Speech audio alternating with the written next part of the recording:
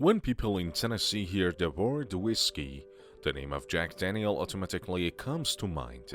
That's because Jack Daniel's signature tasting whiskey is synonymous with Southern living. Here is a little background on how Jack Daniel's came to be the go-to liquor in Tennessee. Jack Daniel's distillery was established in 1866 and was the first registered distillery in the U.S. Born Jasper Newton Daniel, its namesake is the mastermind behind the old number 7 taste that is so popular. By 1904, Jack's infamous whiskey had earned a gold medal at the World's Fair. The secret to Jack's award-winning flavor is limestone spring water, which is the resource used today at the Lynchburg, TN location. His original recipe, which remains unchanged, also includes just the right amount of corn, rye, and barley. It all started when Jack ran away from home after his mother and father had both died. Prior to his death, Jack's father remarried, but Jack despised his stepmother and was taken in by a local preacher named Dan Cole. Cole began teaching Jack about distilling, and in 1875, Jack founded a registered distilling business with Cole using money from his late father's estate.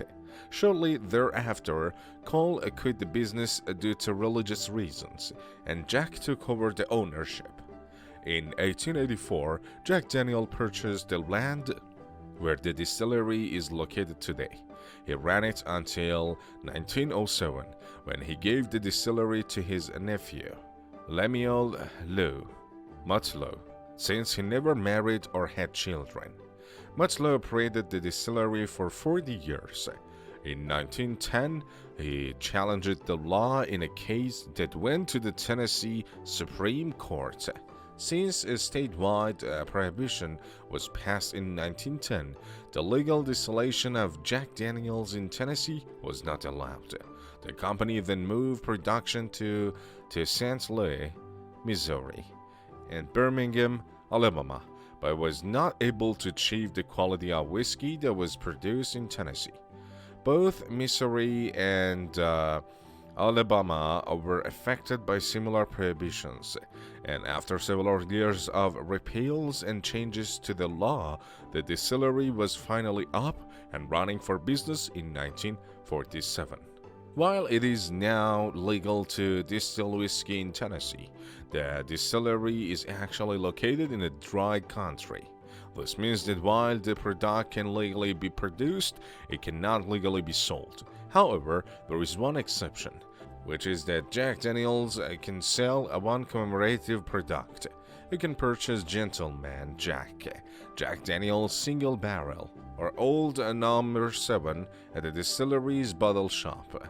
Free tours are offered daily at the distillery from 9 a.m. to 4:30 p.m., except on Thanksgiving, Christmas Eve, Christmas Day, and New Year's Day. After each tour, guests are served a small cup of lemonade. Since the dry country prohibits any alcohol sales, Jack Daniel's stands as one of the most iconic American brands and most popular spirits in the world.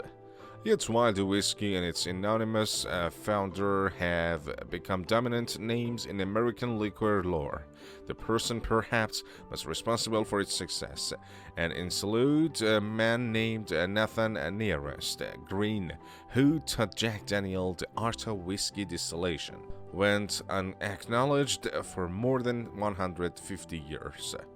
Researchers are discovering that the role enslaved people played in America's early whiskey making went beyond manual labor like gathering grain and building barrels.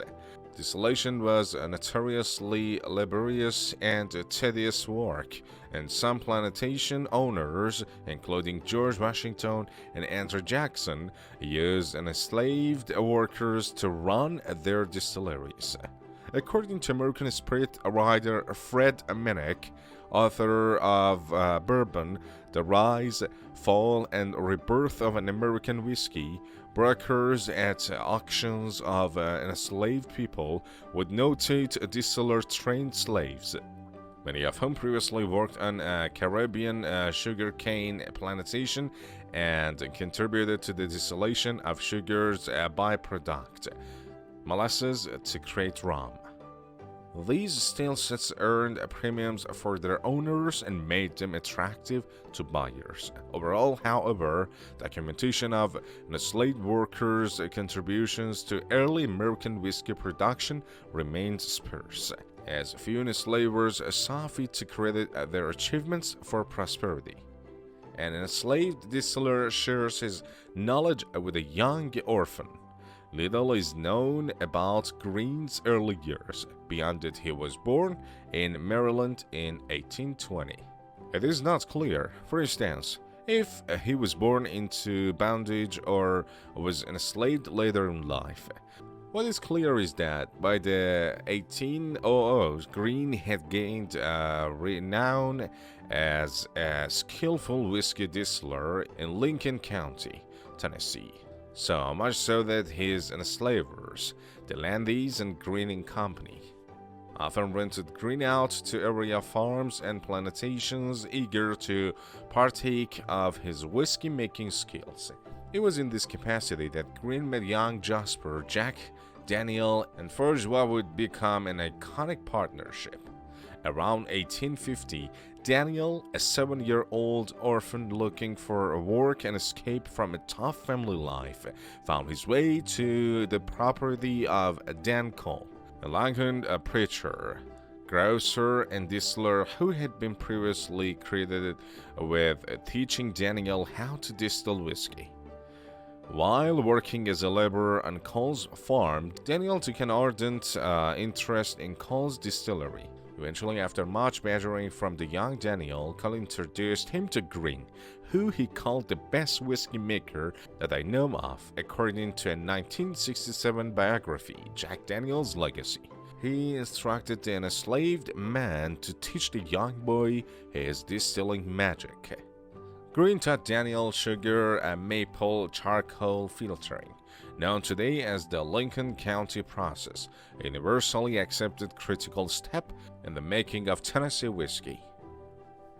With this process, whiskey is filtered through a wooden charcoal chips before being placed in cask for aging, a technique folk historians believe was inspired by similar charcoal filtering techniques used to purify water and foods in West Africa. The process imparted a unique smoothness of flavor that set Jack Daniel's whiskey apart from its competitors. As years passed, Daniel continued to learn from Green, building a friendship with his mentor and eventually perfecting the Lincoln County process in selling his whiskey throughout Lynchburg and in surrounding towns. By the time the Civil War began, Daniel had developed into an adept salesman, peddling his smooth brand of Tennessee whiskey to soldiers and cementing his ritual as the most popular in the area.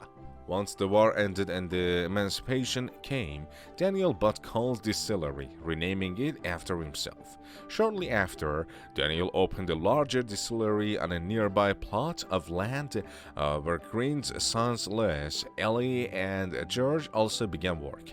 Their employment began a tradition of more than 7 generations of the Green family working either for or with the Jack Daniel's brand. Uncovering nearest Green's story. So, why, despite Green's role and Daniel's seeming admiration for him, were his contributions obscure?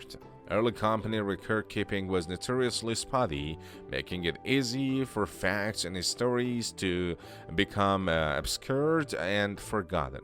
I don't think it was ever a conscious decision to leave the Greens out of the company's story.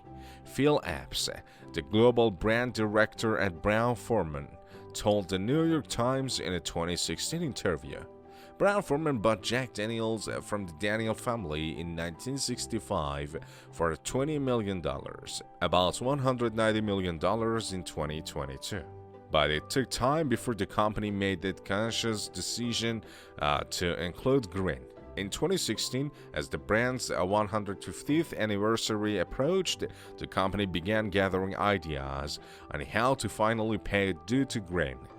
It vowed via distillery tours, social media posts, and official company stories to begin acknowledging Green's role. Phone Viewer, a researcher and businesswoman, visited the Jack Daniels distillery in Tennessee after learning about Green and Jack Daniels' plans to honor him. After going on 3 distillery tours and not hearing a single mention of Green, Weaver threw herself into researching his life and work, gathering more than 10,000 documents that verified and expanded on Green's importance to Jack Daniels' brand.